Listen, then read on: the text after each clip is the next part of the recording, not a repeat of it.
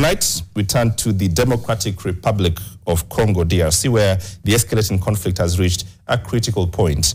The M23 rebels have captured the strategic city of Goma in North Kivu, plunging the region into chaos. In Kinshasa, protests erupted over the international community's inaction, leading to the looting of foreign embassies and violent clashes. Michelle Gele spoke with Dr. George Masafu, Kenya's immediate former ambassador in DRC, to unpack the causes and implication of this looming crisis.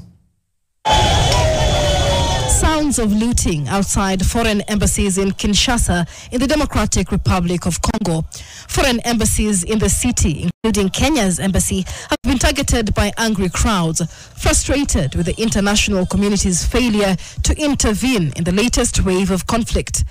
The UN reports that bodies lie in the streets of Goma and essential services like water and electricity have been cut off, exacerbating the suffering of civilians.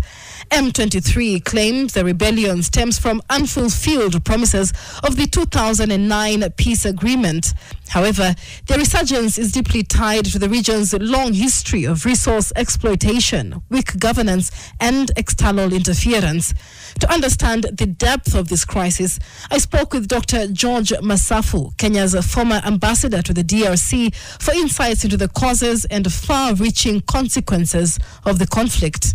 The M23 and the new political wing, headed by the former Electoral Commission chairman called Nanga, requested that the president of DRC must now sit down with the political wing now, who is Mr. Nanga, to negotiate the full implementation of the agreement which was signed in Nairobi in 2013. The agreement was that all the fighters should be absorbed in the government, in the army. But President Kabila, who signed the agreement, had renegated on it.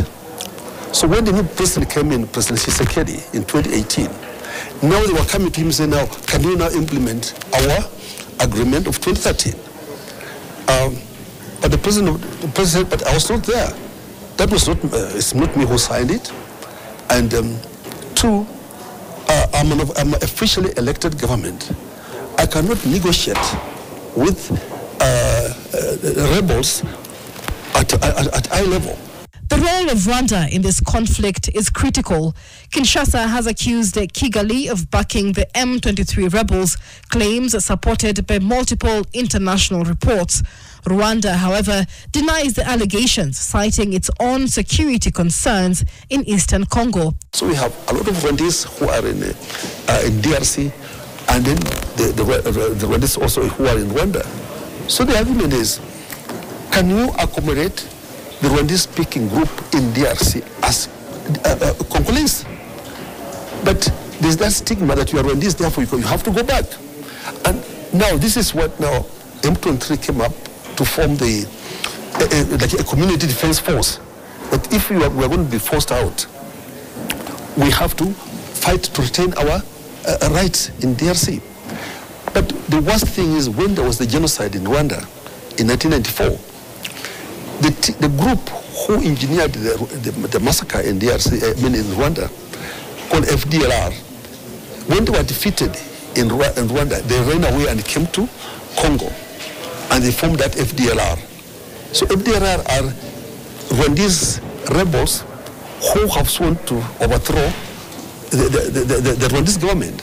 And then this FDLR team from the rebels from Rwanda are now working side by side with the Congolese army. Over 6 million Congolese have been displaced since the conflict began, and the latest violence threatens to push thousands more from their homes. Kenyan President William Ruto's call for an emergency EAC summit comes at a crucial moment as the conflict threatens to undermine not just the DRC's sovereignty, but also the unity and stability of the East African community. Michelle Ngele Odhiambo, NTV.